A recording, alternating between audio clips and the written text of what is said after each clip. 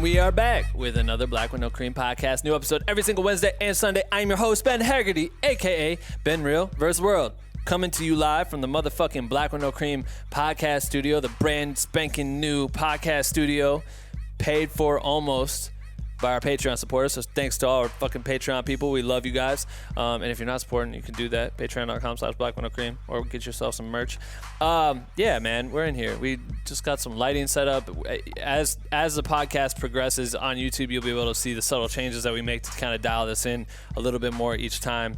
It's coming together, though. We got the podcast table, some chairs, you know, the fucking decal on the wall and shit. It's looking pretty smooth. I'm excited.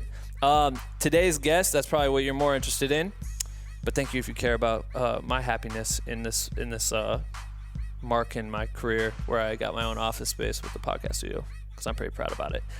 Today's guest is my boy, Jordan Wozy.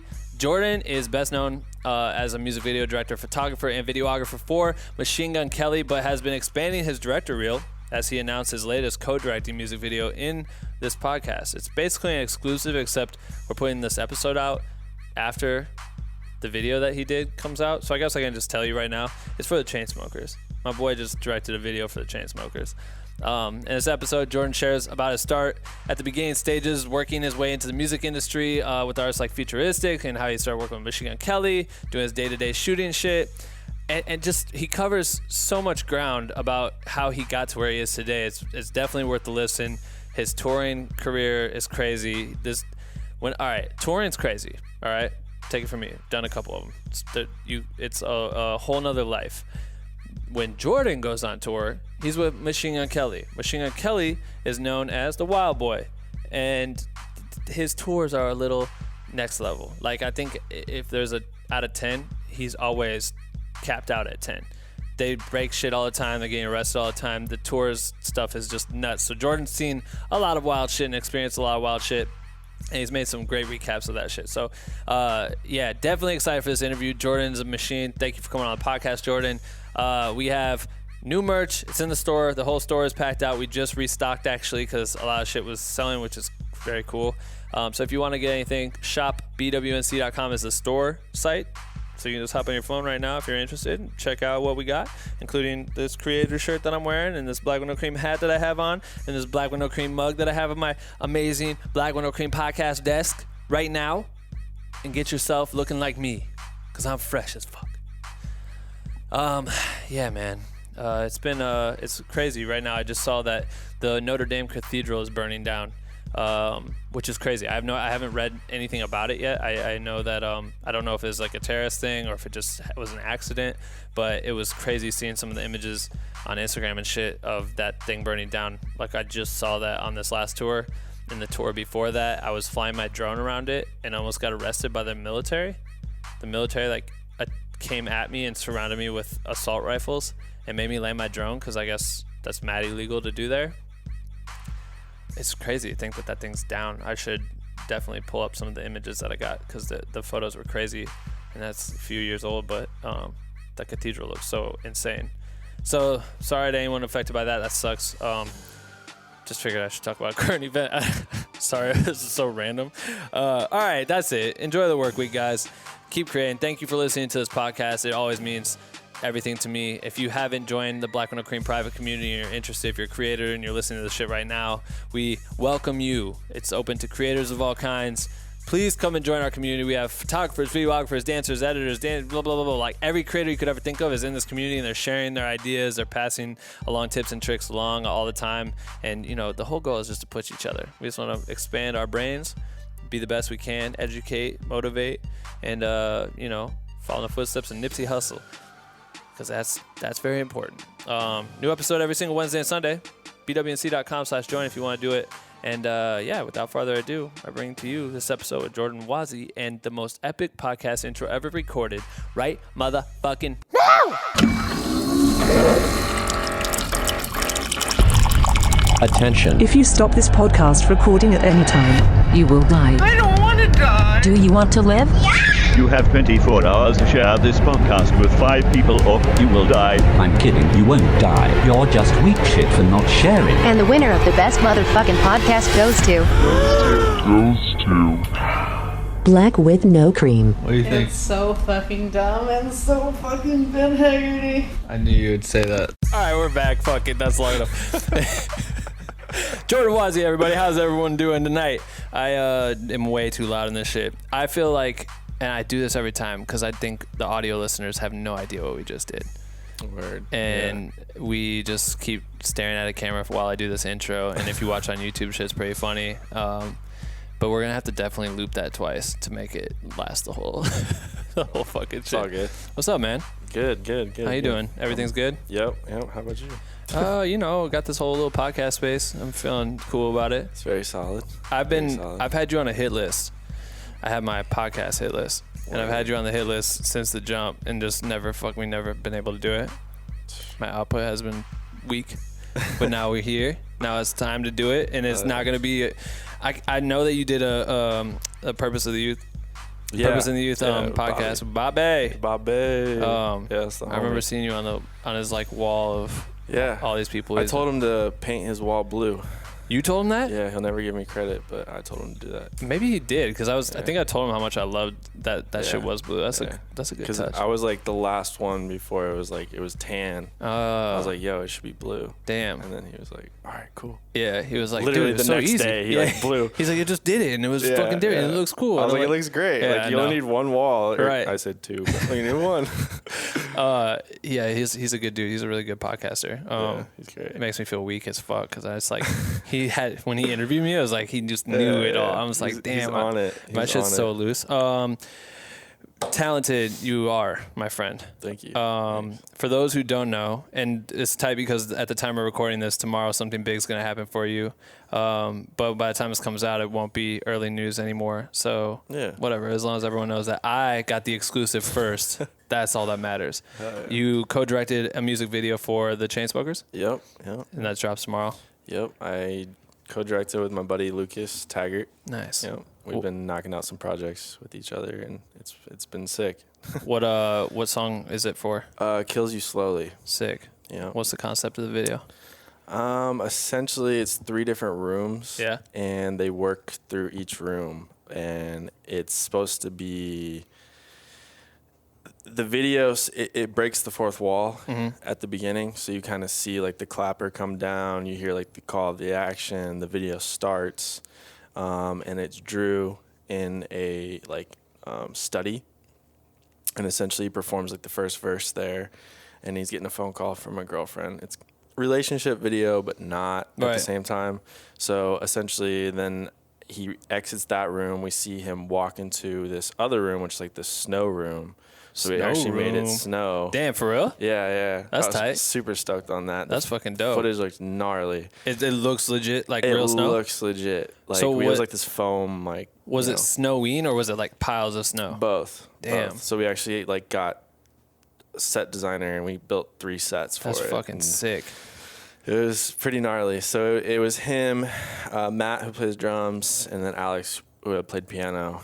And he performed in there, and then it had him walk into another room, which was like a dining room, and he was like late for the dinner. And in there, essentially, he walks in, the girlfriend's mad, and then halfway through that verse, she slams on the table, and then there's a thunderstorm within that room. Oh shit! So then there's like leaves blowing, all the shit like kind of goes haywire. So it's like the relationship's like a storm, a battle in a way, right. And then he walks in the other room. And Alex and Matt are frozen because they've been stuck in the snow room. Oh shit! Essentially, they just wanted it to be a vibe. You know, like there is a story within it, but at the same time, it's a massive story. It's very like you don't have to watch it to like follow the story. You know what I'm saying? Right. They very much wanted it to be like it could be on like TV somewhere, and you're just like, oh, this is a cool video. Right. And then essentially after that, we call cut.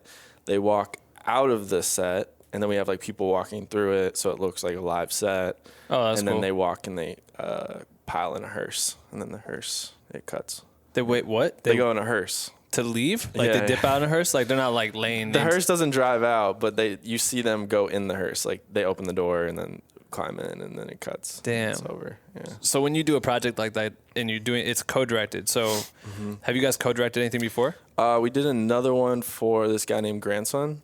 I don't know if you know who that is. He's like he's a dope like alternative rock, like kind of more like, you know, he all his songs have been more like political and stuff, but they're like very edgy and stuff like that. And I've actually known him for like 4 years. Oh shit. Yeah. So it was like cool to be full circle and actually get a project together.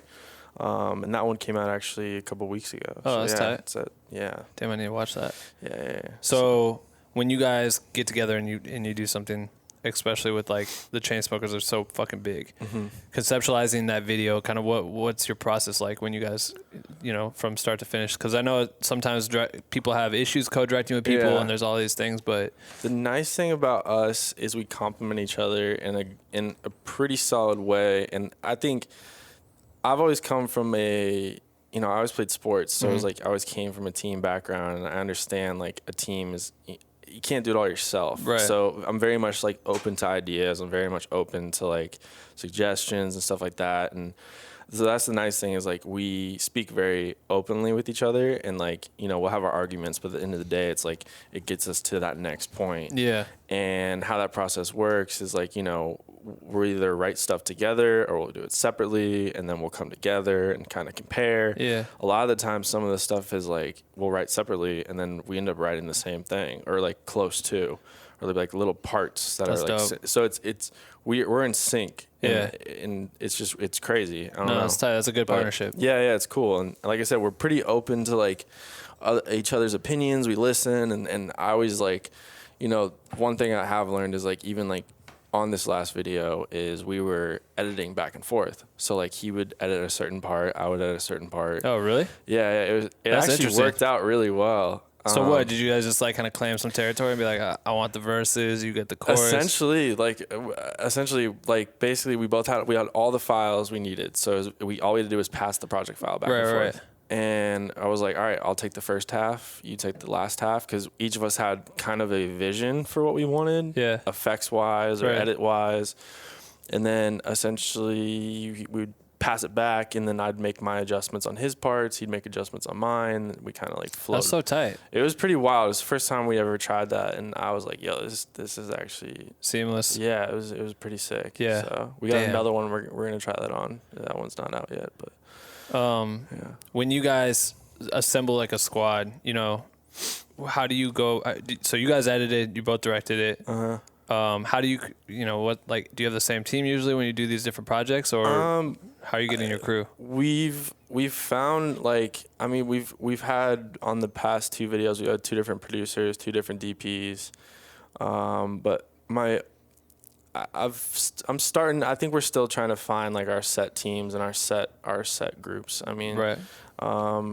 'Cause you know, I feel like everyone has their own strengths in different fields for different types of videos. Totally. You know, like I feel like one DP could be better at a run and gun compared to the other because the way he thinks or the way he can light, or, you know, so it's like, it's very much, I think finding a roster of people is like probably your best move. Right. But continuing, I've also like, the more you work with someone, obviously, the better the relationship and the more in sync you come. Right. I mean, I've been working with this one DP, David Kenninger, who did the Kills You Slowly. Yeah. He's a beast. He brings something to the table each time, and is very like smart and makes us think as well. Right. You know, because you know, directors sometimes will be like, "Oh, I just want to do this." Yeah, And like, exactly. he actually like will make us think. Well, think about this for a sec. What if we change it over? And again, it's like we listen because in the end, the product could turn out better. 100%. You know? So it's like, again, it's staying open to everyone's suggestions and opinions and stuff like that to a certain extent. No, I agree. Yeah, like I think that there's got to be a boundary, obviously, because some people will just fully go ahead and not agree with you, and that can be confrontational. You know what I mean? But like, it is good to have a debate and be able to fine tune. Exactly. You never know what you think about it so much that you could be missing the most obvious part over here. You know? Yeah, they'll see something that you don't, and you're just like, oh shit, you're right. Right. Yeah. It's fucking tight. That's dope. That's a good process. Let's take it back, because I know, you know, being from Indiana, shout out to that M-Dub, man. The Midwest boys in the building. What's it, you know, coming from there, how long have you lived out in LA now? In July 4th, will be 7 years. 7 years. Nice. 7 years. Damn. You're down the OC? Down in Anaheim. Anaheim? Yeah. How long you been down there? I've been down there The whole time? The whole time. Holy shit. Yeah. You're always over here. Yeah, I know. That's like he just told me because he works with Machine Gun Kelly all the time, and he was just at his house. Yeah. 2-hour drive. 2-hour drive today. Well, it was essentially like I always try, if I'm gonna come up here, I try to get up here by like 3 at the latest. Yeah. Because then it's like an hour. Right. Hours. Cool. Just fine. That's fine. Yeah. I can deal with that. And honestly, today wasn't bad. I'm so trained. I just throw on like a podcast or music or something just to kind of pass the time. You zone out a little bit, but I'm so used to it. What do you like so much about Anaheim? I mean, that's just where I'm at right now, and I got lucky. My parents and my family moved out there. Oh, for real? Yeah. Oh, shit. So you guys all moved at the same time? Not at the same time. They've been out here for 4 years. Okay, word. Right. Yeah. So I came out here. Crazy. I came out here in 2012 for school. So where'd you go to school at? Fullerton College, Fullerton Junior College. Nice. Yeah, I played football there, and I was there for 2 years. I went to Riverside Community College, played football 1 year there, and then I was about to transfer to Chapman University, and then I picked up the camera and fell in told love. my parents, give me a year, and dropped out. Damn, really? Yeah. How much time? What do you have left to graduate?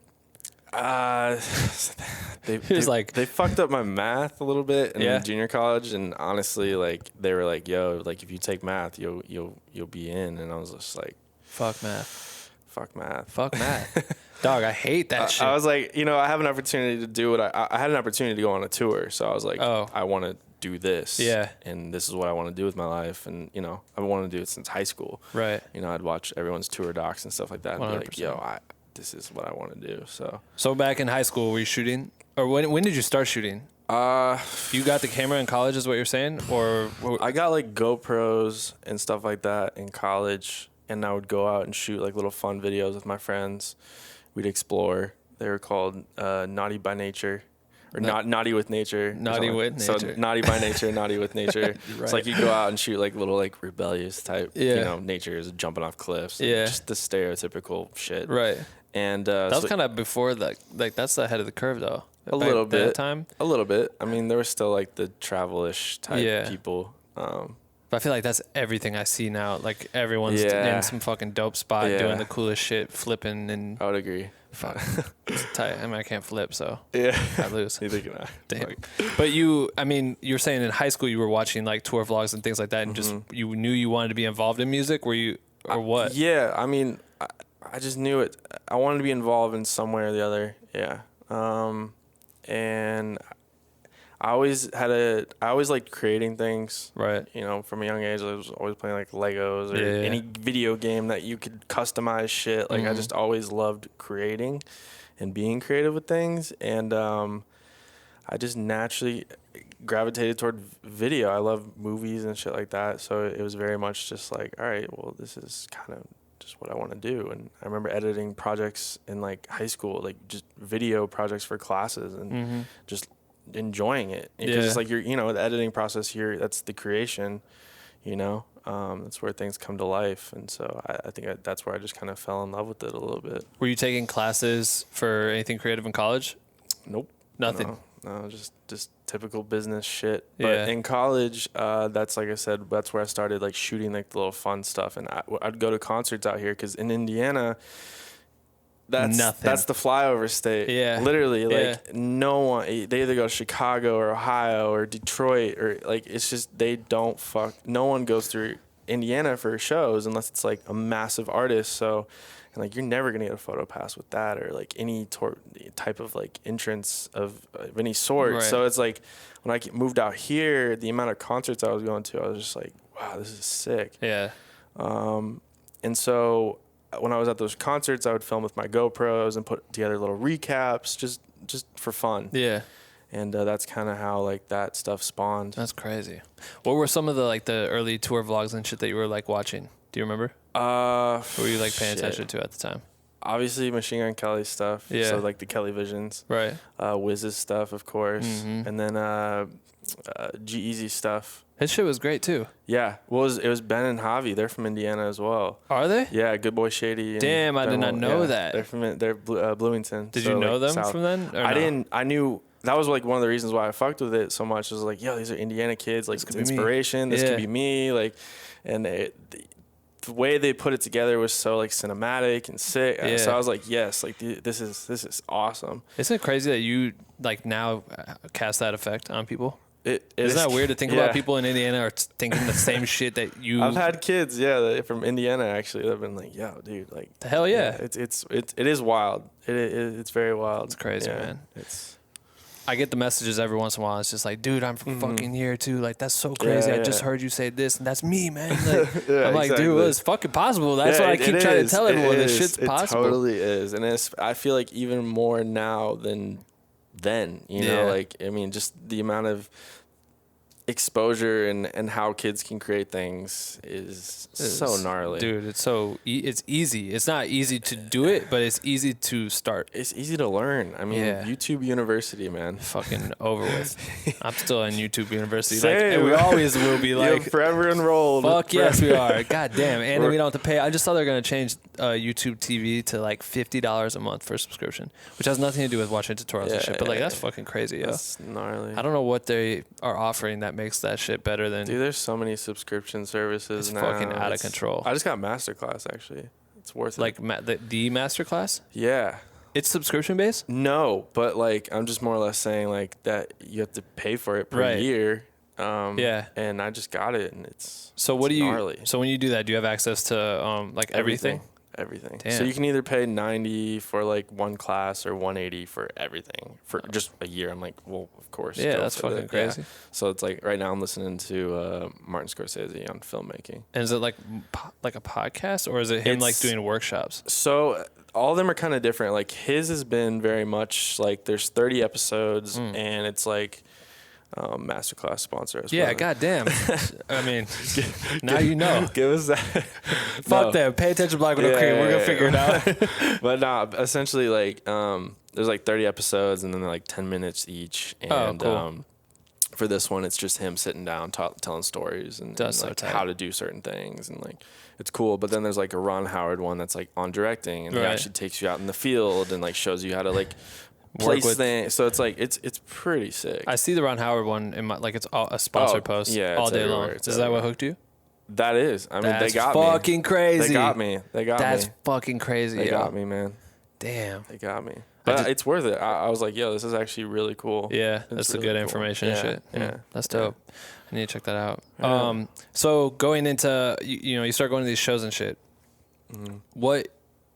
How long from the time you started bringing your GoPro to like shows as a fan to like the first time you maybe did like an official job? Not necessarily you had to get paid to do it, but like were able to be like, hey, we noticed that you're good at this shit. Can you?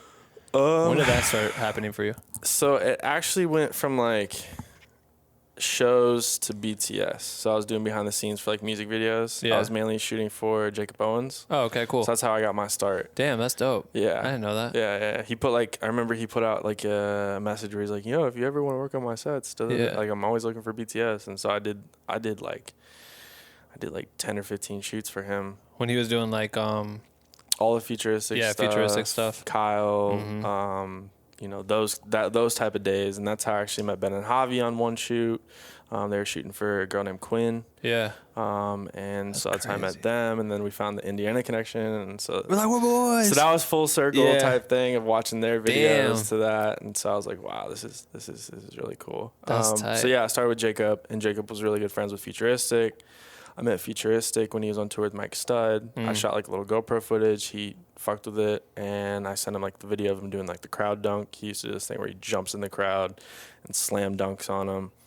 That's so tight. Yeah, it was that'd be sick. so fun. Yeah, it was sick. But you went to the shows and shot it with your GoPro? I shot it with my GoPro. So everything was with the GoPro. Oh, everything was with GoPro. Is it just this with your hand? Just this. That's so tight. Yeah, or my phone. Yeah, right. It's just whatever you could use because you can't bring cameras into shows. So I was like, fuck it, I'll just. So you went as a fan. He didn't bring you to the show to do this shit. I went to fans as a fan to all these shows. Crazy. And just filmed them and then just made little recaps, put them on my Instagram, and just hoped that they saw them, and he saw it. And so that was kind of like the start of like him noticing my work. Whoa. And I used a song for his crowd dunk that he still uses today, which is like some Space Jam remix or something like that. And so essentially what happened with that is then I shot a show at the observatory, which is in Santa Ana, just down the street from me. Oh, so you're like right over there? I was right Nice, over there. that's tight. It's like 20 minutes from me. Yeah. And I shot for 𝐅𝐀𝐕𝐎𝐑𝐈𝐓𝐄 when he was opening for Kyle.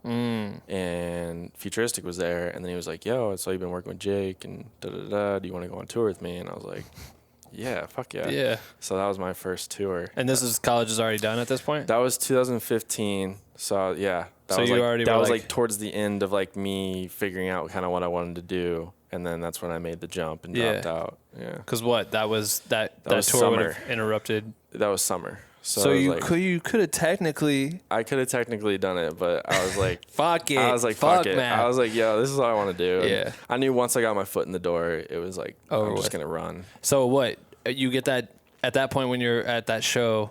Were you still with the GoPro style shit? No. At this point, I had a camera. So How'd you start figuring that out? You're just like I did was the like, research and yeah, I figured just it did out. the research. I was like, okay, well, he started with the Rebel T6i, so I'm going to start with the Rebel T6i. So I had a Canon T6i. How'd you do the BTS for Jacob?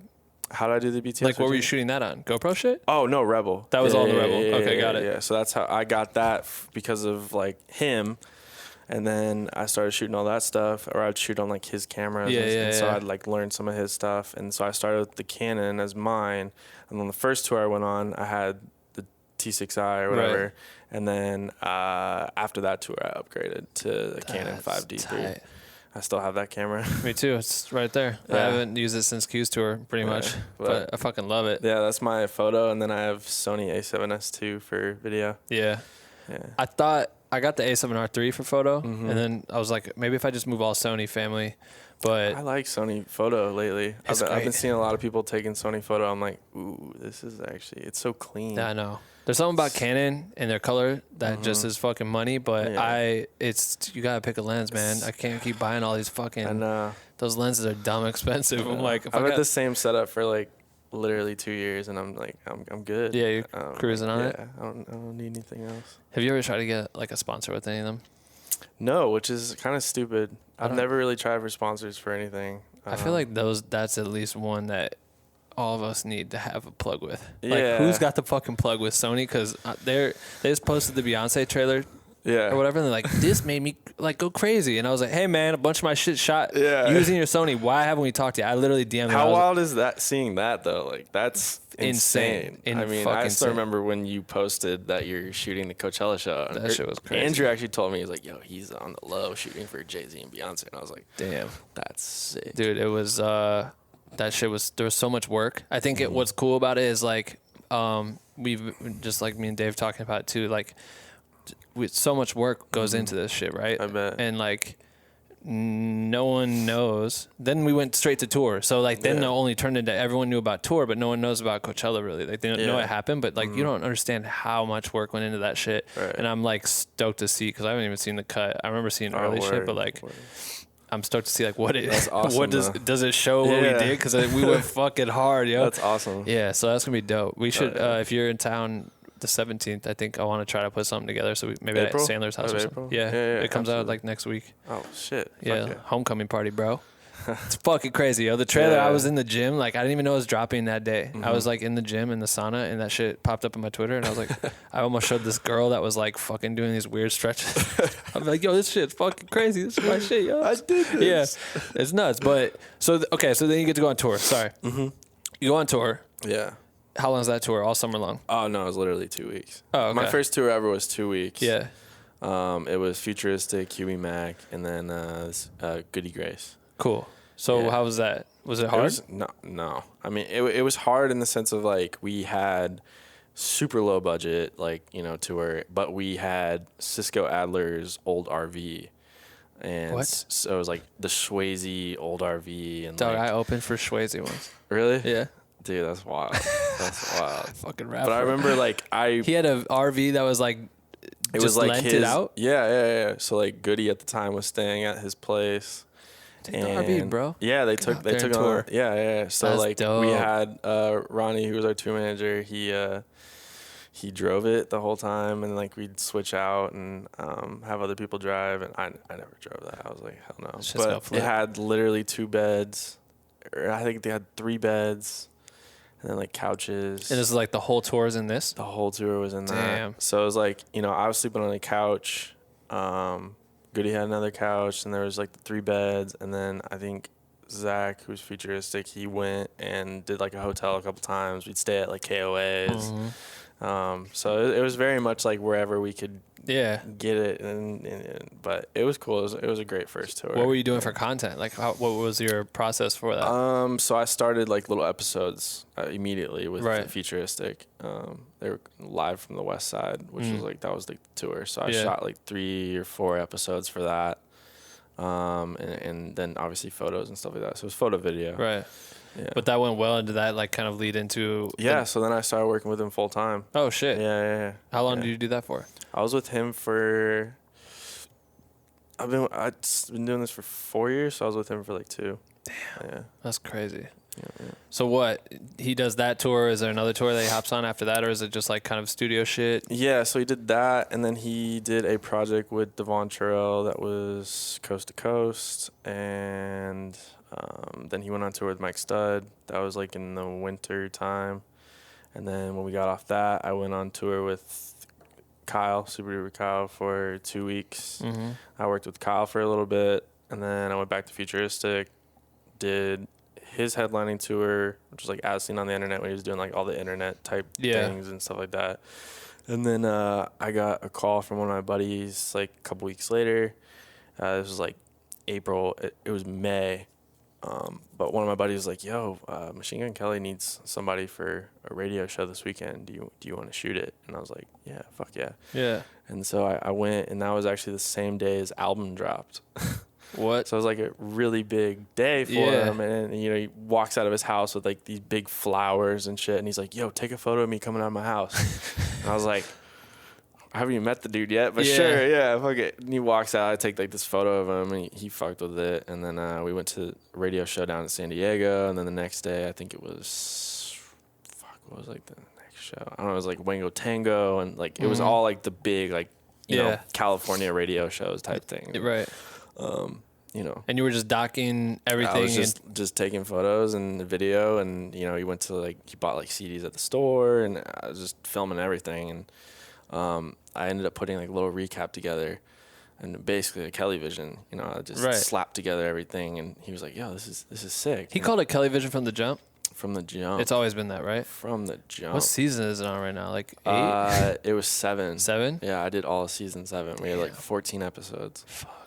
They're fucking great. The last 2 were like 30 minutes. Damn. Yeah. That's crazy. So then so if you start with that recap, he gravitates towards it, because what you said before we started filming was that he like trusted you by the second. What did you say? So I was with him for that first weekend, and then he had more shows the next weekend, and then literally that next weekend he's like, "Yo, do you want to shoot a music video for me for Golden God?" And I was like, "Yeah." Had he seen like?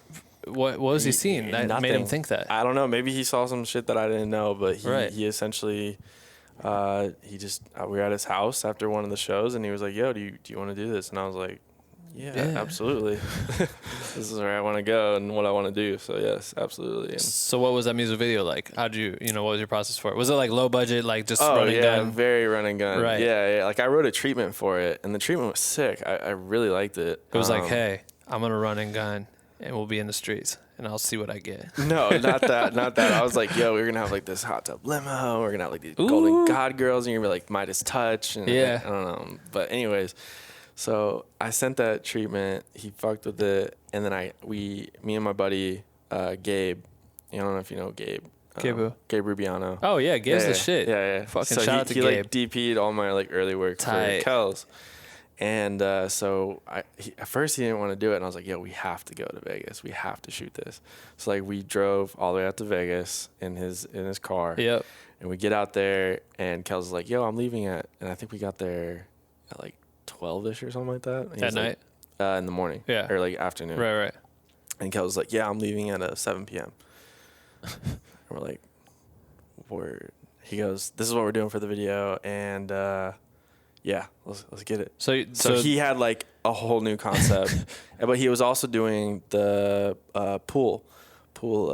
I think it was It was at like where they Dre's. perform at outside. Like what's it? Hollywood. I know what you're talking about. Yeah, I don't remember which one. Like Ray Shrimmer and Yeah, Big Sean yeah, and yeah. MGK. It was one of those. Yeah, right. It was one of those. So we filmed that performance mixed with some stuff we shot in his room, and then we had like a stairs and stuff like that. So we just like set up As like a whatever you bathroom could shot, get. and it turned out to just be very like run and gun, like Right. you know, wild boyish type video. And I mean, at the end of the day, I'm pretty stoked on it. Right. You know, for what it was and what we did, and what we had to do and what we had to work with. That's fucking funny. Yeah. But that was my first one for him. So how long did it take you to shoot? Like a couple hours.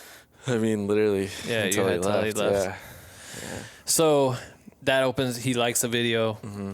It's well received, and then that kind of starts propelling your work with him. Because at this point, you and Futuristic were you guys continuing to work, or you were getting too busy? I stopped working with him just because it was like, you know, I always wanted to be with like a bigger artist and stuff like that. I mean, that's everyone's goal, Right. is like to be at that level and to have the bigger venues and stuff like that. And you know, so it was very much like my stepping stone to that. So yeah, immediately like, and then he was going on a Europe tour, and I was basically asking like, yo, can I go on this? Can I go on this? Like, do you have somebody? You have somebody? And they're like, yeah, you know, we'll figure it out. And then, you know, they ended up like taking me on that. So my first tour was with him in like the summertime. It was like all festivals in Europe and stuff like that. So sick. Yeah, it was wild. You got festival catering. Sometimes it's good. Sometimes it's not good. But Europe. Yeah, Europe. Yeah, true. It was just like after a while, you're like, oh, man, Right. I need something else. Damn. But that was cool. It was my first time over there, and it was That's wild. dope. And then we had like another Europe. So I was in Europe for like 6 months. Holy shit. Yeah. I mean, because we had like the whole summer. We came back. He had his own festival, EST Fest. Yep. Which is insane. I can only imagine. Yeah. I mean, if you have an opportunity, come out to that for sure. It's When is it? It's in July or something? August 3rd, 4th. I think it's August 3rd and 4th. Yeah, it's a 2-day festival, but like so I think I'm doing bad promo for it. 3rd, 4th. It's gonna be tight. Yeah, essentially, just look up EST Yeah, Fest. yeah, right. Yeah, but it's gnarly. Yeah, they got a lot of good acts, and like you stay out there in the tents, and So sick. it's like real camping and shit like that. It's So many people are probably traveling in from that for that shit, Everywhere. like from all over the place, right? everywhere. Damn. Everywhere. So does he headline it in one night and then he has someone headlines else? it the next day on the final day. So he's like the final person, and he does like a 2-hour set. God damn. Yeah, I remember my first year. I was like, I don't know how I'm gonna charge all my batteries during this. So I like was plugging them on the side, and you know. Yeah, you get terrified. Yeah, exactly. Yeah, I was like, Yeah, I know. But yeah, so I made it through that. But the first day, he had like, you know, they like last year they had like Trippie Reed, 2 Chainz, Right. 2 Chainz. They had Gucci the first year, Made in Tokyo, or Right. Tio, and then they have like alternative bands. They have, you know, All kinds of punk bands and I shit. mean, it's a variety of Yeah. everybody. So that's what's really cool about it, is like you don't just see rap, you don't That's just so see dope. rock, you see all genres, and it's up and comers from Cleveland and Ohio, and so it's Right. like they get their exposure, and it's really cool. Damn, yeah, that's dope. Dre puts it all together. Are you serious? Yeah. Oh, I didn't know that. Yeah. Dre Damn. yeah. Shout out to Dre. That dude's fucking nice as hell. Yes. Shout out to Dre. He's cool as fuck. So as you keep going, you start getting more opportunities to direct his videos. Because now, you do Europe. Yeah. Whatever, 6 months there. So Europe, while we're in Europe, we're shooting like the �KELVisions. and like trying to be like every other week. And Break like, down what a �KELVision is for people who don't know. �KELVision essentially is, you know, your typical show recaps, but it's also like the day in the life of like, you know, being on the tour bus and being, you know, in the backstage or just other shit we've gotten into. Dog, this shit is it's tour vlogs on steroids, and like he'll take it all the way to 10. Yeah, It's like we got strip searched on one of them. Really? Yeah. The The episode's literally called Strip Searched. I'll look it up. Yeah. You really got strip searched. What, at TSA? In Europe. Yeah. But at the airport though? No. Oh. So you know how you have to take the ferries over, like your You got bus is, strip searched at the fucking ferry? bro, when we got off. So like they got tipped off somehow that we were coming across, and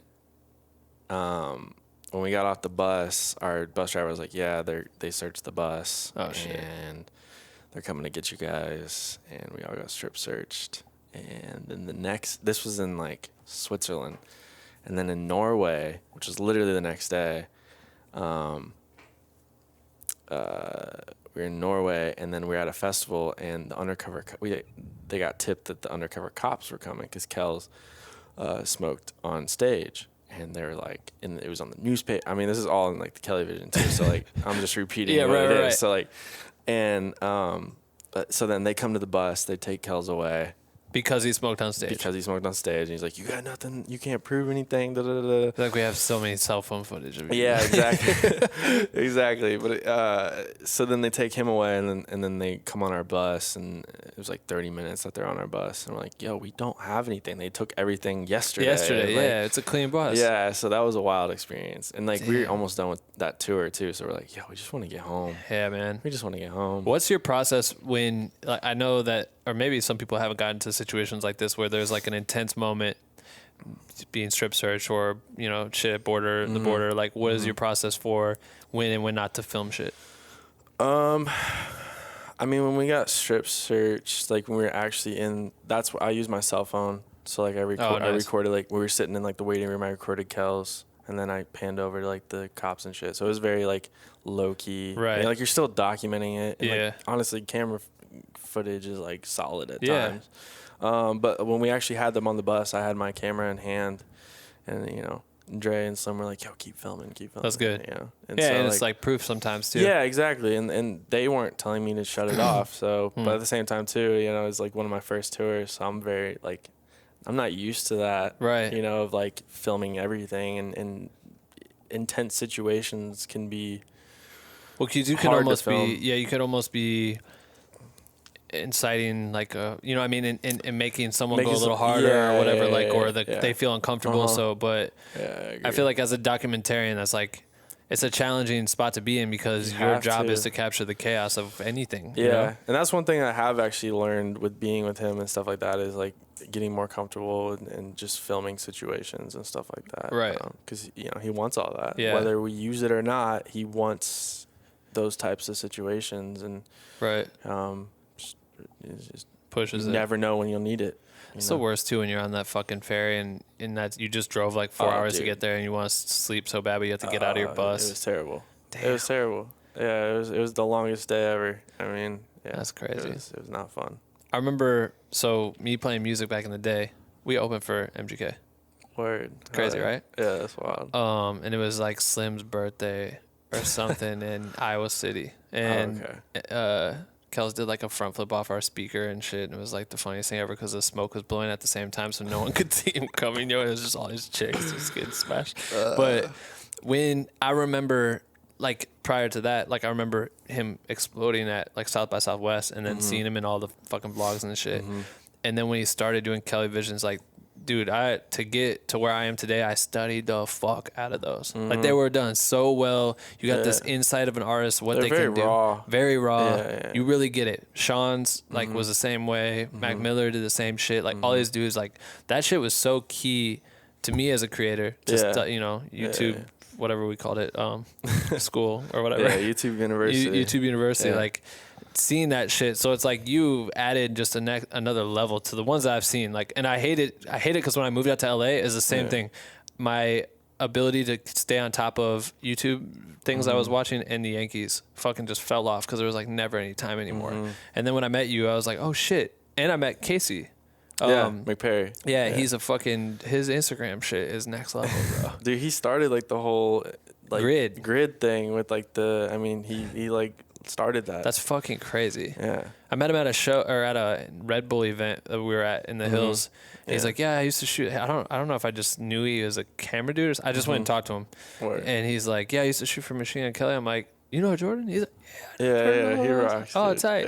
Yeah. He still comes around and stuff like that. Yeah, that's dope. It's nice to be able to ask questions to somebody who's like been there in certain situations. Hey man, how would you handle strip searching? Do you take your clothes off? I think it's cool as fuck because like it is going back to like Indiana or Iowa or wherever. It's like seeing shit like that opens up your eyes. Like you wanted to be on tour, and then this starts teaching you what tour could be like, and that you're on one of the most insane, like you go on you go all the way. Like those shits, like when we were talking to him too, like when we come over to the house a bunch of times, the stories he was talking about are fucking insane. And majority of it all is on camera. He got arrested, I think, outside of our show. Because when that was what I think sparked him having Andrew and I come over, was like, we were at that party that one night, and we ran up to him, and Andrew was like, yo, man, you're dope, or whatever. Oh, yeah, I know you're talking about. Yeah. And I just like, it was Andrew's side, man. I was like, Andrew did Chris Brown's doc. I don't know why. Like, I think I was just like, so he's, dude, I just fucking watched that doc. We gotta link up, blah, blah, blah. And I was like, yo, I opened for you one time. And he remembered Iowa. He's like, oh yeah, I got arrested at that show. I'm like, damn, you remember that? Like, you've probably been arrested so many times. That's wild. And then Dre did too. He was like, dude, I remember Iowa City. You had like the little piano outside. I was like, how'd you fucking remember that shit? That's crazy. That's wild. Yeah, it was dope. That's actually really wild. But I think that shit just has such a massive impact in weird ways, because it's so common to like every YouTube channel has like these weekly episodes, and like there's so much to absorb. Yeah, and that's what's even hard, is like trying to separate yourself with those, and it's like it doesn't work for certain artists. Yeah, in my opinion. No, I agree. You got to find like a certain, and the thing is too is like you got to bring you have to kind of bring something different or new to the table. I mean, dude, I'm honestly like the Schoolboy stuff was influence for me as well. Really? Yeah, you brought a lot of like humor and like funny stuff to it. So fun. I was like, I was like, okay, it's cool to see like you bring that type of funniness and like sitcom-y vibes to like, and like you always would build the story across. Yeah. So it was like you very much could start here and go all the way across and watch and binge everything. Yeah, so totally. Like, I mean, yeah. It sets it up, like, it makes, you're tying someone into watching more, which is fun as fuck. That's dope. Yeah. I love doing that shit, because it's, and I know what you're talking about, because like you could have an artist that just, if they don't interact with the camera or create it like that's the viewer, you know what I mean? Then like Q would always just like be doing whatever he's doing, and then he turn to me like, and he starts screaming out of nowhere, and you're just like, oh, thank you, like this is just content. There's certain times where you're filming, you're like, yes, this is it. Exactly, totally, 100%. I'm using this. Yeah, yes, dude. But when you have just an artist that maybe is shy or doesn't know how to do that shit, then then you just are making like your whole vlog is just cool show footage, and like no one wants to see that shit all day long. Yeah. When did you start working in the yellow the yellow text? Because I use that all the time. And I don't know why, but when you started doing it, I was like, fuck, with the gram, that makes too much sense. Like, you'd post like pictures just with like subtitles, and I was like, fuck, that's sick. Yeah. It was random one day. I was just like, you know what? Fuck it. I mean, I didn't come up with it in the sense of like, I got it from Quentin Tarantino. One of my all-time favorite movies is *Inglourious Bastards*. Okay. And so I took the yellow font from there. Is it the same font? Like, style? No. Just mine was always like italicized, and I had like a certain look to it. So I tried to like have it as my own. Yeah. And because a lot of people do it, and it just looks cheap, and it's like, right. I don't know. Like I don't do it anymore because I'm like, over it. Been there, done that. Yeah.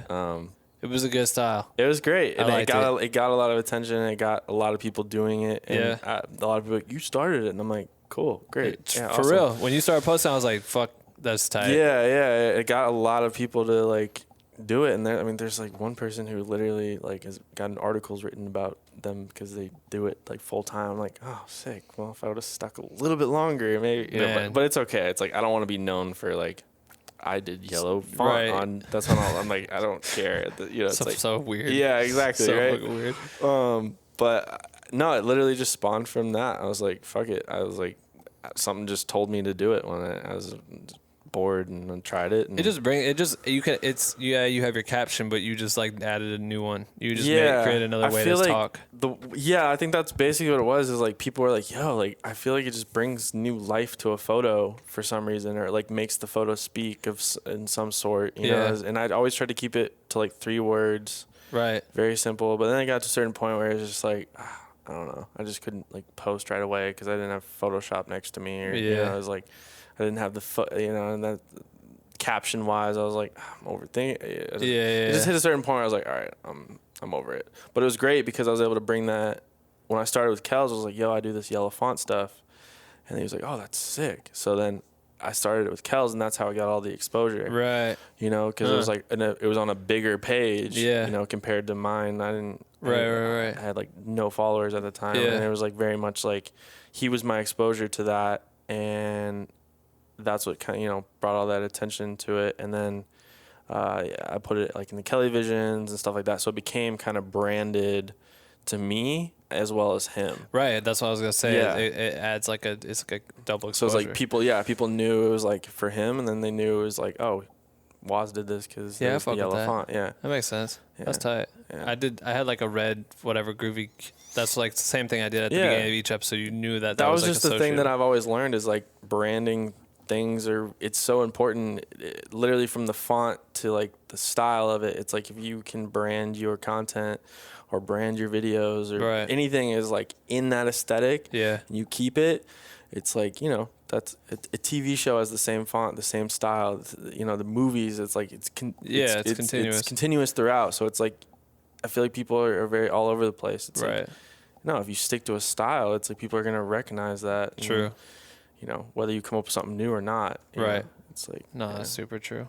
So, I mean, as that progresses, you start doing more music videos for him, and these become budgeted, and you know what I mean? They're all like run and gun. It's all run and gun stuff? Yeah. Because some of it's like you're on tour and shit. We shot one in Europe. Was that the Peacoat one or whatever? He's like outside? I don't know, but your fucking editing is dumb crazy. Shit is tight. Thanks. You fucking do some different shit every time, and I'm just like, "Fuck, that's sick." And I'll reference it. I'll be like, "That's like a Woz edit. Like you gotta, you gotta do something like this. Like that's where this gotta go." Thank you. Yeah, you fucking do it. You keep doing it.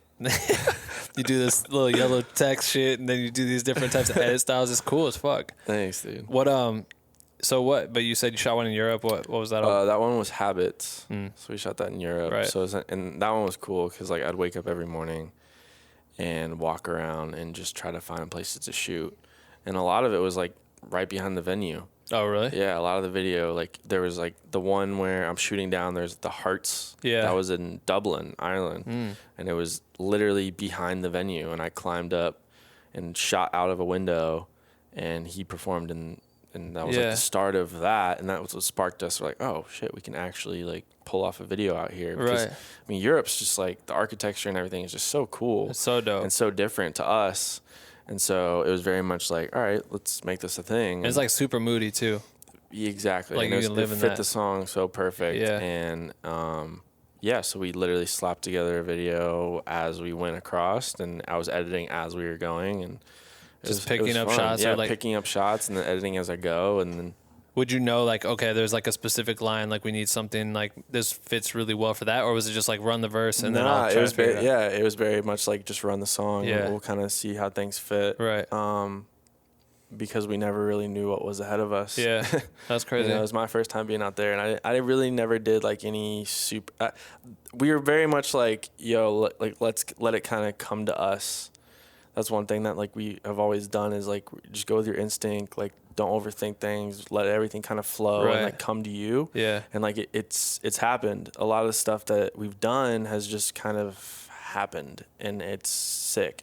It's so organic too. Yeah, it's very organic. Like we just we don't try it. When we try to force it, or when you try to force anything, it's like you get so frustrated that it's not happening. But like, when you just kind of let it flow, it's like shit just starts happening. And like, I mean, we knocked the video out, pretty quick. Yeah, that's sick. Yeah. So then we did that, and then the first budget one I did with him was The Breakup.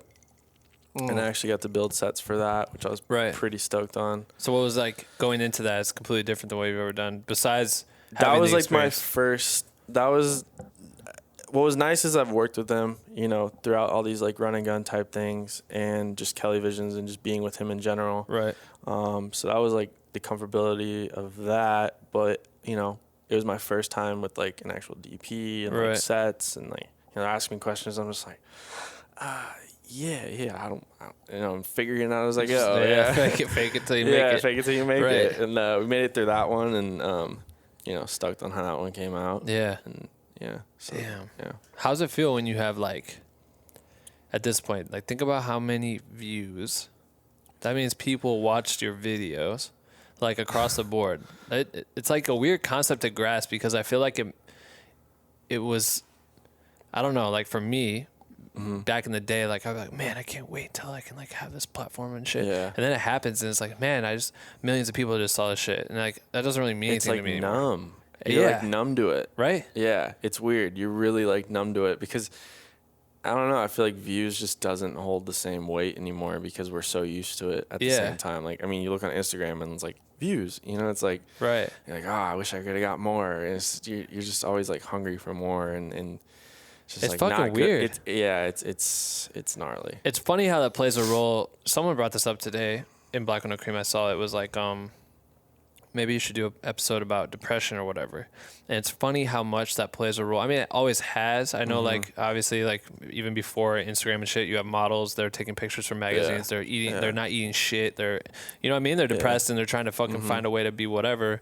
And now it's like, it's even worse because it's like, everyone's so mad if they didn't get 10 likes on a fucking picture in their hometown of whatever. And they're just like, why though? Like, that's crazy. And then how much that, especially with us with content, it's like you work so hard and if something flops and by flopping means 50,000 people saw now it. The fucking algorithm is like, it fucks it all up for you. It's fucking crazy. But yeah, no, it's gnarly. It's definitely gnarly. Yeah. I mean, yeah, the amount of views I have with just stuff that I've done for him. I mean, Rap Devil helped me big time with my view count. It's crazy. I know. It's fucking nuts, it's man. like 200 million, which again is just like, I'm numb to it, you know. 200 million is so fucking crazy. That's so crazy to say. Like, you can say that and everyone knows what you're talking about. Yeah. It's gnarly. That's fucking I crazy. mean, that's the one I reference if there's any. 200 million. Which one was that for? That was one video? It was Rap Devil. Fuck. I mean, that shit was so shared. The diss track, yeah. It was so shared. That shit was fun, too, to watch. Organic. Yeah, because he's probably just like, we were on tour, and that happened, and we literally was like, you know, he wrote the verse, like his first part. We shot the video, like first half. He finished it. We woke up the next morning. I had the edit done that night. We put it out the next day. God damn.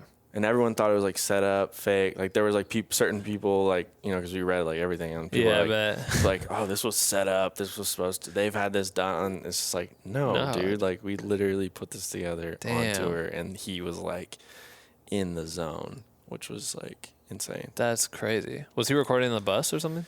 In the green rooms. Oh, really? Yeah, in the green rooms. Man, that shit was such a good competition. Yeah, that was wild. Is it? I mean, how is it for you? Were you an M fan? Yeah, everyone was. Right. Yeah. So is it weird?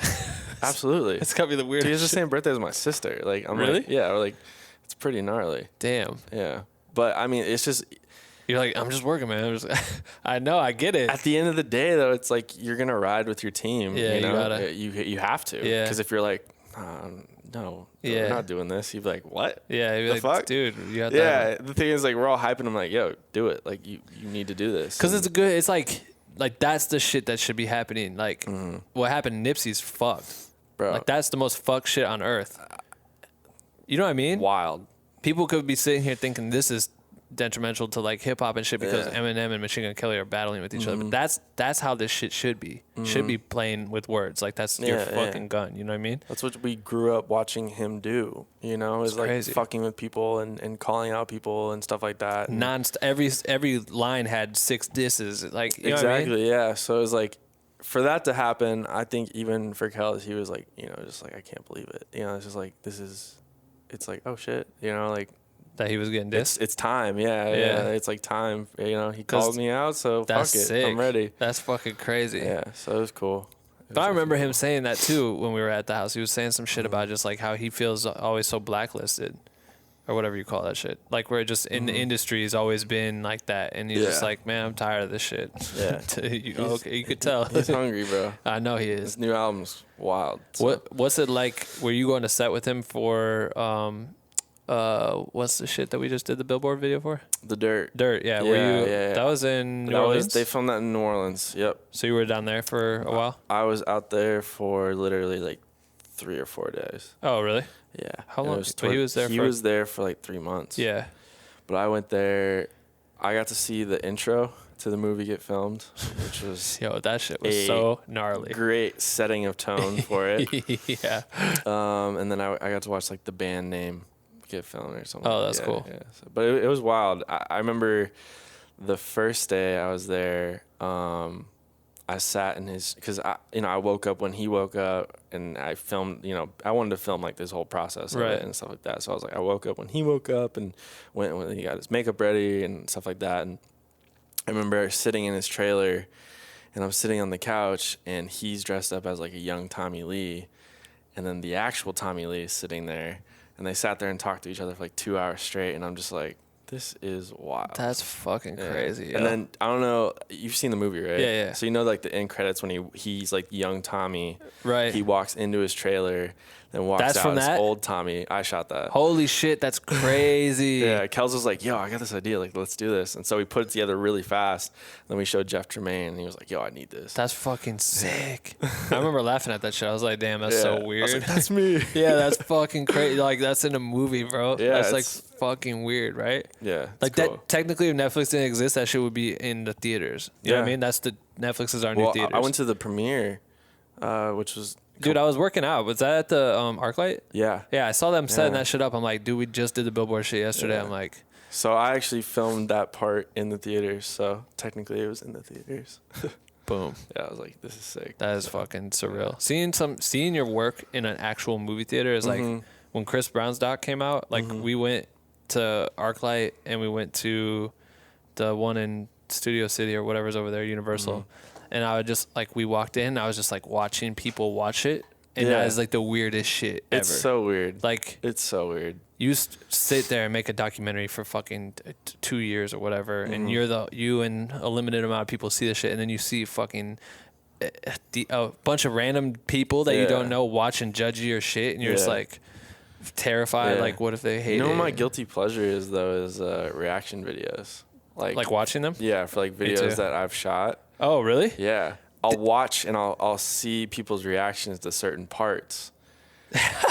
And you're like, what do they think of this? Like I was like, oh, they didn't react to that. Yeah. Or like they reacted to this. That's or interesting. Like, oh yes, that part hit, or that part didn't. Like, so yeah, that's like my guilty pleasure. Damn, there's probably a lot. I remember seeing. They're definitely out there. Yeah, they got so much of my shit's probably been reacted to. Yeah. Fuck. It's wild. I mean, some of them are terrible. Yeah. They're truly terrible. But some of them are like great because they're so shitty that it's like good. Funny as fuck. Yeah. So we when we did one of Chris's videos, music videos, some dude was watching it. It was so funny because he's just like this big dude and he's just like eating food and shit. And he's like, okay, Chris, yeah, there we go. Fuck it up, man. Oh, the camera's coming from the back. Where's it going? Oh, it's in the dark. You know what I mean? And I'm like, who is this fucking guy? Good color commentary. I'm like, who is this fucking guy? That's what I'm saying. Some of them are like gold, and some of them you're like, all right, damn shut it. up. I need to look for more of those. That's really fucking funny. That's like my thing. What were you with him at all during the process of roadies? No, that was like before you. That was like just before me. Yeah. Wow, that's crazy. Yeah, I would have loved to. I've seen him. I've not met Cameron Crowe, but I've been around him twice when Cameron Crowe was there. Oh, that's dope. Yeah, I watched that when we were in Australia. Every time we had a flight on that tour, I was like watching roadies. Roadies was great. I thought it was really good. Yeah, it was great. I'm like, why is there not a second season? He told me about what the second season was gonna be like. That's fucking cool. It would have been so cool, dude. Fuck. It would have been so cool. It was like I don't know what. I mean, you can ask him one day about all it, but yeah. Yeah. I mean, it's. I remember I always, it's the same thing with tour vlogs. Like I gravitated when Nashville. Have you ever seen this show? No, bro. Watch it. Really? I swear to God, it is corny in the sense of like Grey's Anatomy, but it's fucking. To me, I was back home and I was like, dude, I saw like the trailer and it was like them getting off the bus and they're playing like these big country shows. I'm like, oh, it shows them on tour. Like, what's that like? Oh, word. And you start watching it, and then it's like the politics from anywhere from like a starving artist to a Taylor Swift lane, and you see this whole shit shift and shit, and it's like fucking crazy. It's like a little bit of an insight. Yeah. I mean, that's like, dude, that's like Entourage in a way. Like totally. I find myself rewatching Entourage like every year. Yeah. And then I'll like see certain parts that I've experienced. I'm like, oh shit, that actually happened. Or like certain things like that. I mean, that's why I liked Roadies too, because like I love those type of shows where it's like fictional characters, but they're actually all based on real characters. Right. Like Kel's character was based on an actual person that like delivers coffee for Pearl Jam and shit like that. That's crazy. But based in like a real world setting, you know, I always think that's cool. Yeah. Or like, you know, like Curb Your Enthusiasm, where it's like it's fucking perfect. It's all fake, but it's like real. Yeah, it feels very real. Yeah. So Bird Box, were you there? Was that? I do anything? kept with them? asking if I could go, but It's gotta be so hard. The director wanted to keep them all like confined. During the whole process. Yeah. So like they like literally had to stay in the house while they were filming, and like that was like their trailer. They had trailers, I think, but I don't know. The way in which they were filming, like they weren't letting anyone on set and stuff like that. But I asked multiple times. Right. I know. I feel like that's got to be, and especially like now, people are so nervous of leaks and shit like that. Like it's got to be harder to get crews into shit. But like at the same time, you got motherfuckers with their cell phones, like Yeah, like I mean, there's crew that I'm sure, have like taking photos, and you're like, oh, my mom's gonna love this. Sends it to his mom. The mom posted on Facebook. My son's even when they're filming The Dirt. I mean, they had like some scenes that were getting leaked, or like the first looks got released from camera footage, like what they looked like from iPhones because they were filming in the streets, and people were posting those. Right. You know, so it was like the non-official first looks were. It's iPhone. crazy. Yeah. We were just talking about like when you see people are shooting, like there's the permits or whatever that they post up, like, hey, we're gonna be filming around your apartment, and it literally tells you like what the production is and shit. And it's so interesting how even like some of that stuff leaks, but like that people are literally telling you like, oh, we're shooting an Entourage right now, and people could be getting the content or whatever and leaking that shit, but sometimes I don't know, people just don't care anymore because they know, but it's more interesting if you walk in, you're like, oh fuck, what is that? Machine Gun Kelly as Tommy Lee? That was crazy. Yeah. That shit. Some is people nuts. don't even know it was him. I met with someone the other day, and they were like, we walked by the billboard that we filmed at, and I was like, yeah, that's Kells. He goes, what? Really? That was him in the movie? And I was like, yeah. He's like, well, he did a really good job. He did do. He's I think it's like he doesn't have the tattoos. Right. He has the long hair. And, so and that one video kept getting shared so much of the tattoo removal or whatever. Oh, dude, that killed. Yeah, dude, awesome. Like that shit's gotta take so goddamn long every day. Like actors are fucking next level, dog. That shit's crazy. Damn. So what's like the more recent shit that you're proud of that you've done in the recent last year, I guess? I mean, I've been trying to get more in the music video space. So, I mean, more stuff with Kells cooking up. And then, the Chainsmokers stuff I'm really proud of. Because I feel like I've finally hit it to where, I understand the process a little bit better of like what you need and certain lighting and like, the true process of like how to go through doing a music video. Yeah. I've got to learn and understand. So I'm pretty proud of like the stuff that I have out and the stuff that's coming. Right. Which is cool. So. Is it for you, like have you ever shot a show that's like a Chainsmokers show? Have you ever shot EDM or anything like that that's like massive? I've never shot EDM, no. I've always originally that's kind of the space I wanted to get into. So I watched like Carnage, all of his stuff because of Yoder. Yoder's a beast. Yoder's a beast. Yeah, I mean, man. he's literally like one of the inspirations as well. And then obviously like Rory's stuff, another Indiana guy. Oh yeah. He did all the Chainsmokers stuff Damn. and Blau, and so like those were the episodes that I watched as well. Yeah, Carnage's videos were fucking Carnage. When Yoder started doing the push-ins of the girls up at like that would be in like the front row. Those were so sick. That shit changed that way I thought about everything. I'm like, Yeah. oh yeah, he directed this shit. Like, fuck, that's so sick, man.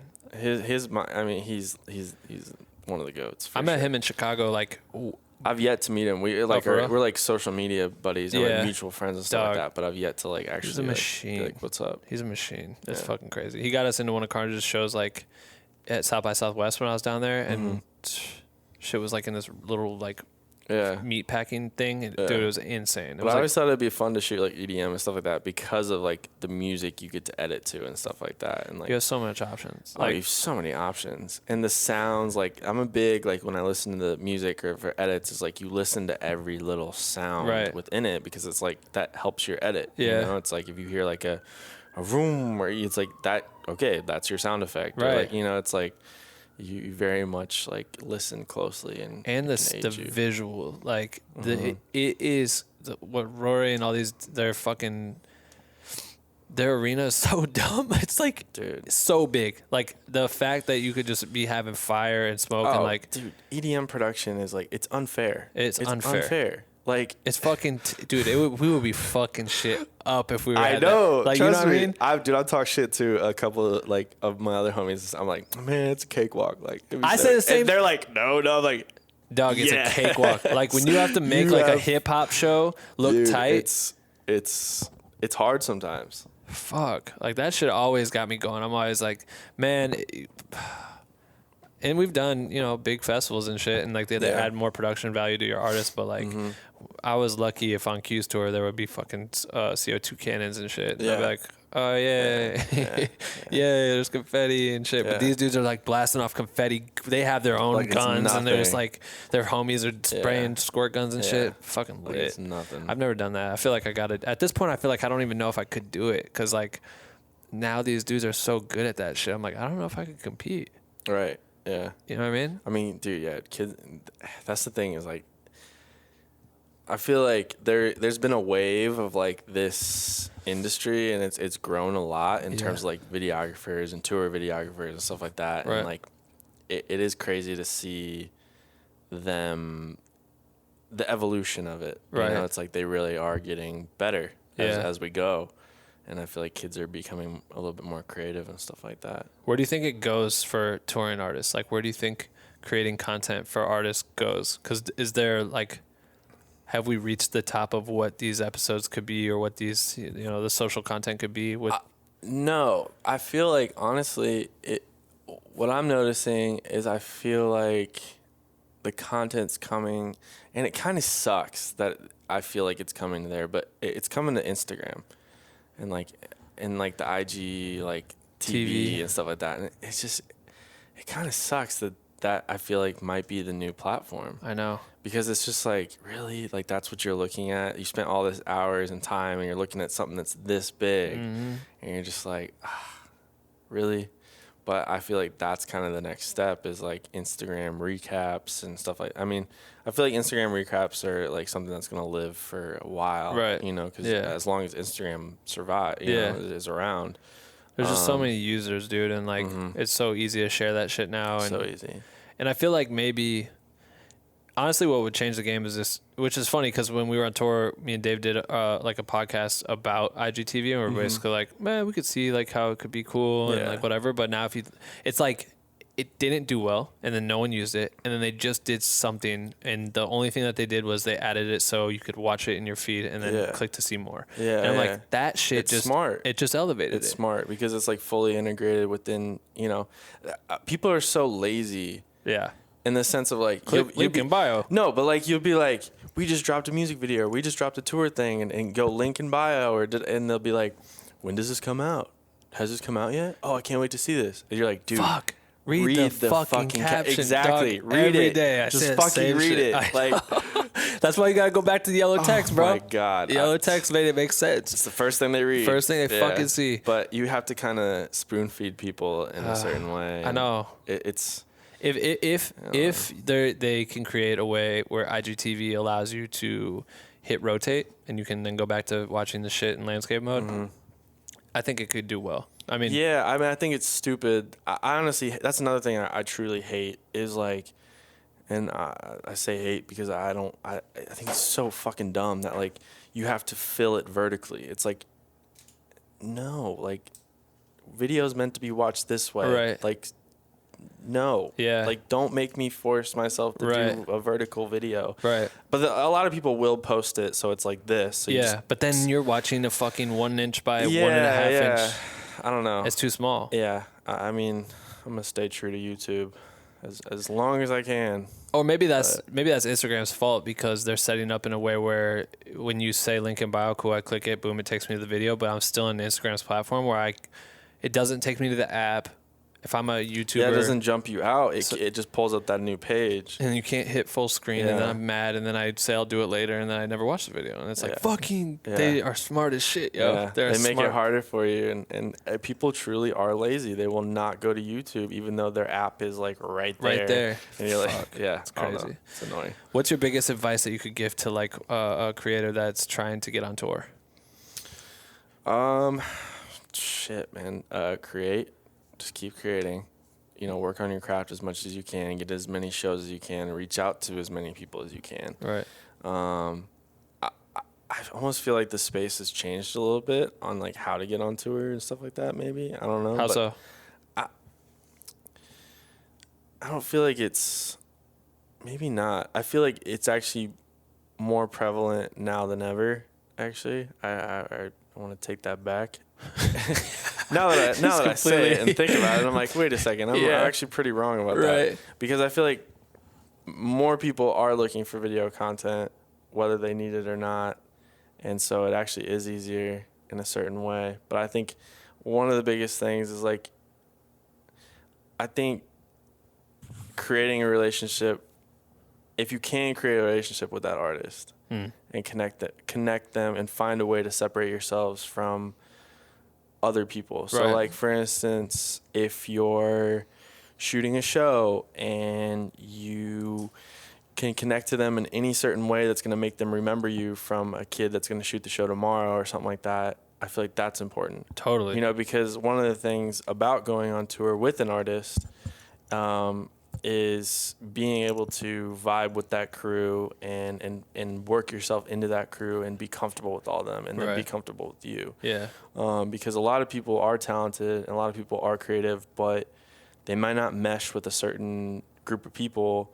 And it's not that you're bad, you just don't fit with that person, you know? So I think, I don't know. No, it's a communication skill, bro. Yeah, I don't know if I answered that question. No, you probably. did. Yeah. I think like that's super true. If you come in and you're mad awkward or you exactly. It's like you being awkward and stuff like that. It's like, you know, no one wants to have you live with them for fucking 6 months. You know, you live with those people. Yeah, exactly. You literally live with them, like shit, in a fucking RV with 12 people or whatever it was that you did the first time. Yeah. I want to ask you. So I let Black with No Cream know that you were coming, and so they got some questions for you. Hot seat. Sick. These ones you can bang them out quick. Okay. Shane Humphrey says, "What's the biggest aha moment that you've had?" Aha. Like what do you mean? I mean, I don't know what he means, but I could imagine maybe like you were working on something, it wasn't working, and then you did one thing that fixed it, or I don't know. Shit, I don't know. I don't know what that aha moment would be. I mean, that's happened a couple times where like, something doesn't work out, and then, you know, you move some shit around.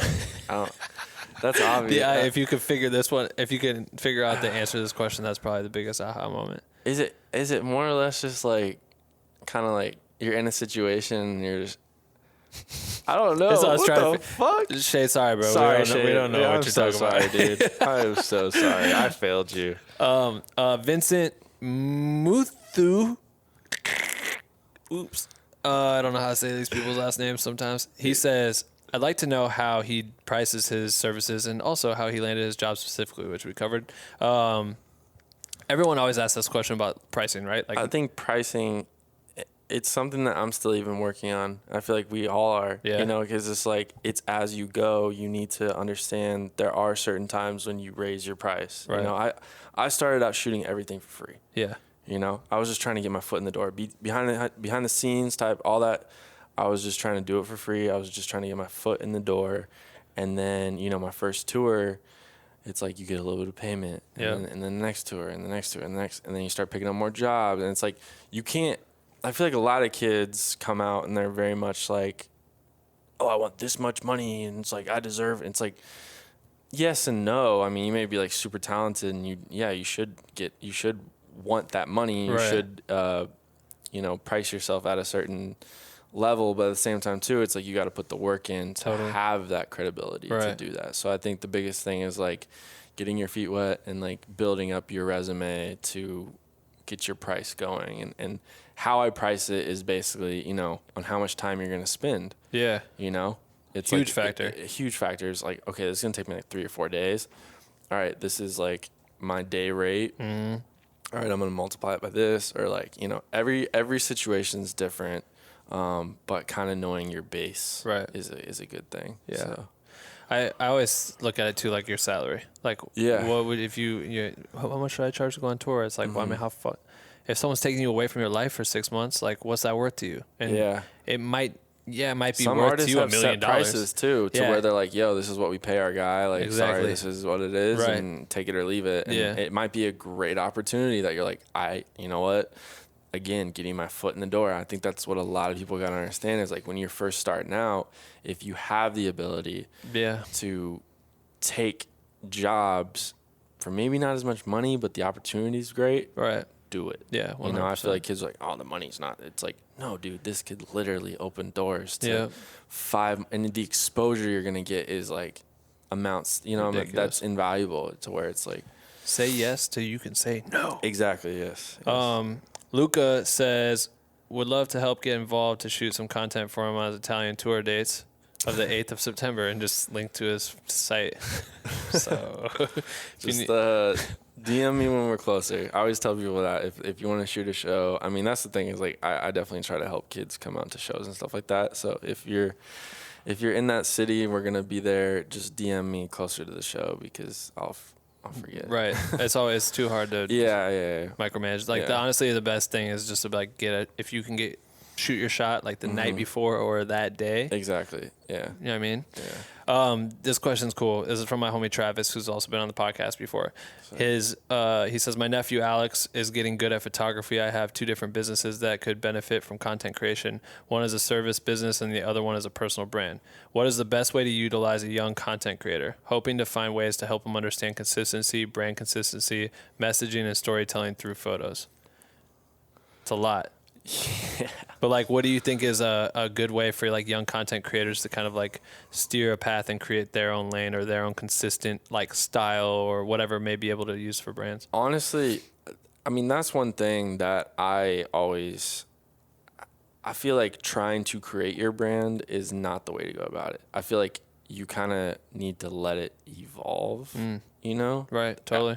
That was just for me in general. Like I very much like, people said I have a style, but it's like, I don't really know what my style is. I feel like I kind of have a better grasp of it, but like at the same time too, it's like just doing work and being creative and trying to be creative is like what has developed my style and trying new things and not feeling like, oh, this isn't industry standard or this wasn't, you know, it's like, you can never think that way because it's like, it's going to limit you. You know, it's like if you would edit something a certain way and someone would tell you no, it's like, well, why? Right. You know, it's like, it's kind of like art there's no art, rules. Yeah. So it's like, create you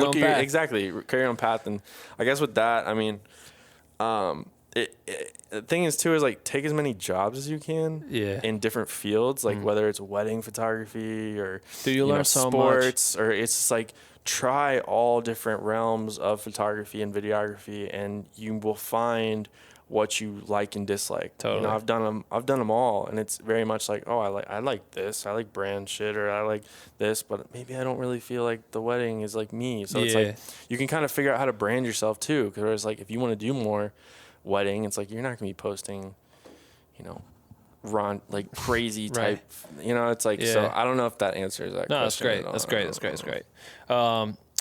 Krista says, you've been in the industry for a long time, that you've seen it through many changes, progressions. I'm interested to know from the male perspective, how has the industry made movements to better integrate women into this career path? Where do you see, I cannot read. Where can you see further growth for more opportunities in the future for women?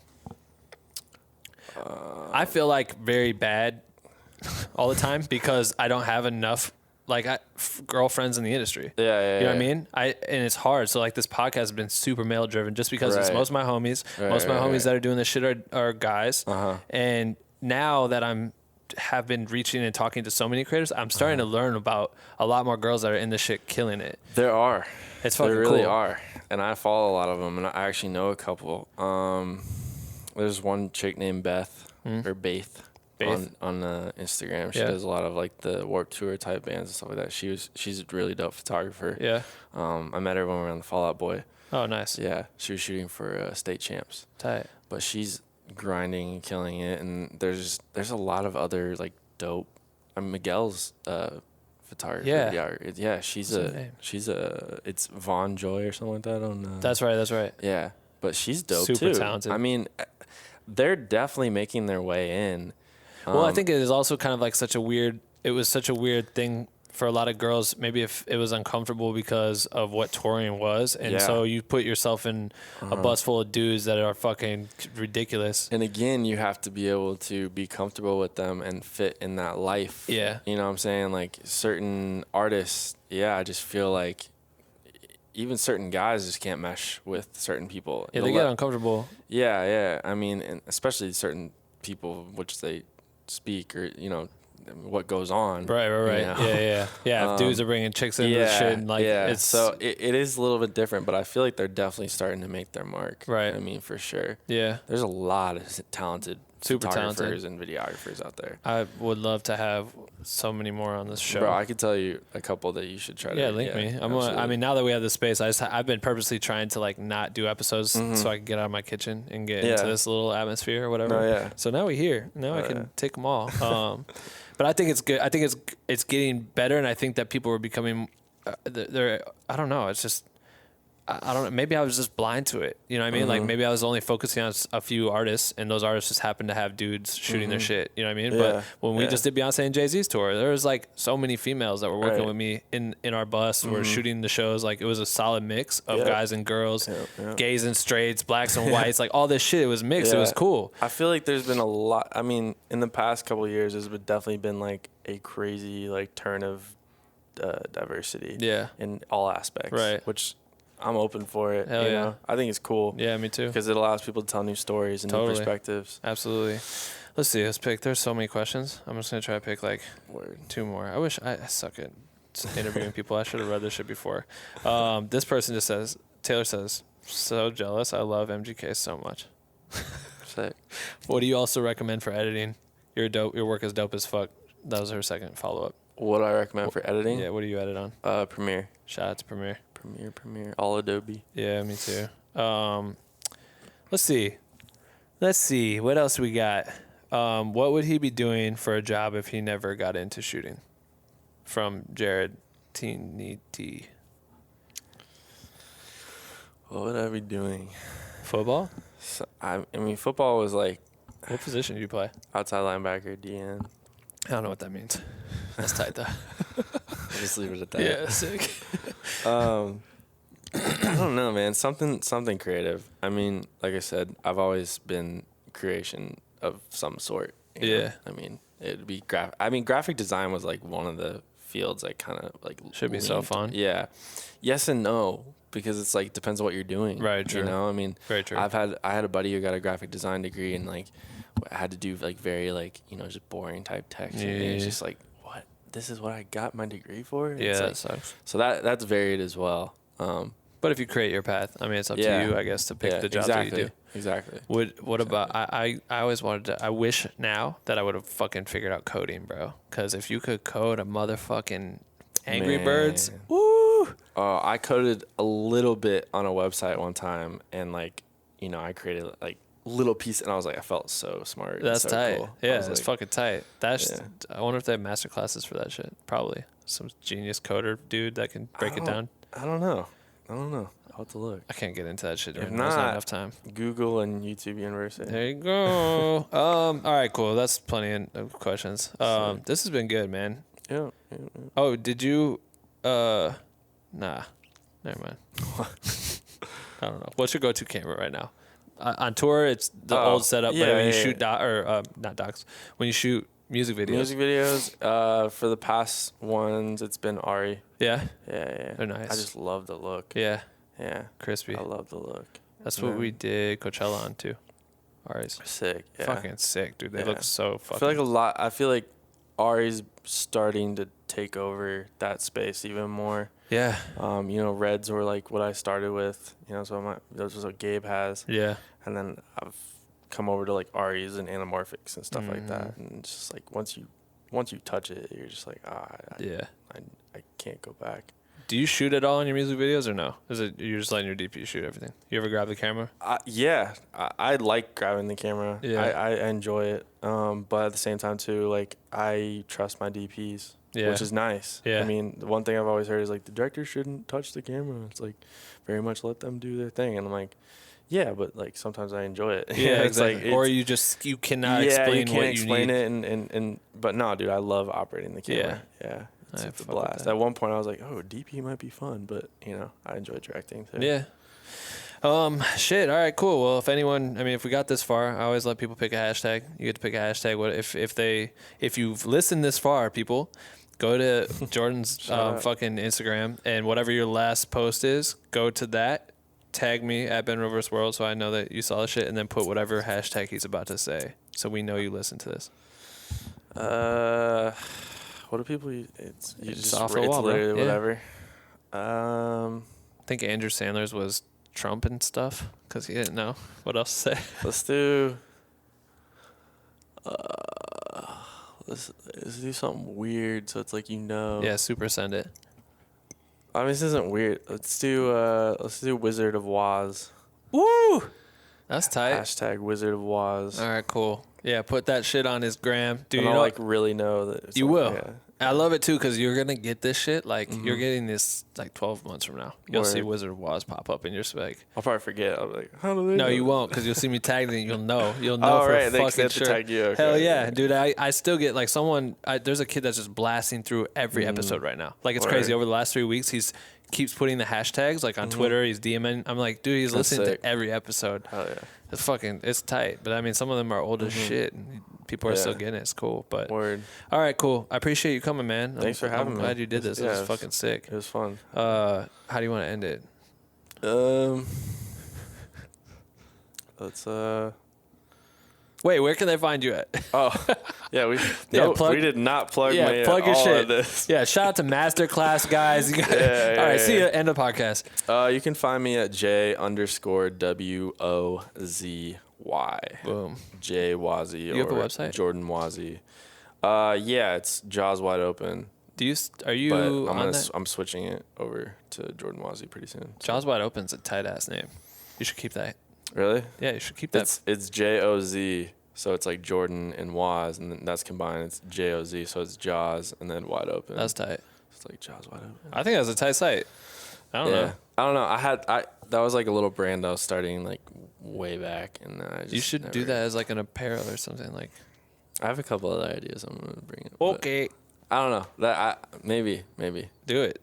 I fuck with the name. All right, cool. Yeah. Now, how do you want to end the shit? Steve Brule it out. What'd you just say? Dr. Steve Brule. Okay. I don't know. I really don't. I don't care. And that's it. We'll just Bye. say it's end. Bop, bop, bop, bop. That's it for episode 71 with Jordan Wozy. Dude is a beast. That's all I gotta say. Dude's a beast. Watch that music video with Chainsmokers. This shit cracks. All his videos with Machine Gun Kelly cracks. Make sure to follow him on Instagram at Jordan Wozy. His shit is unbelievable, so you'll enjoy following that account. Pick up some merch if you would love to support Black with No Cream, because we would love to see that.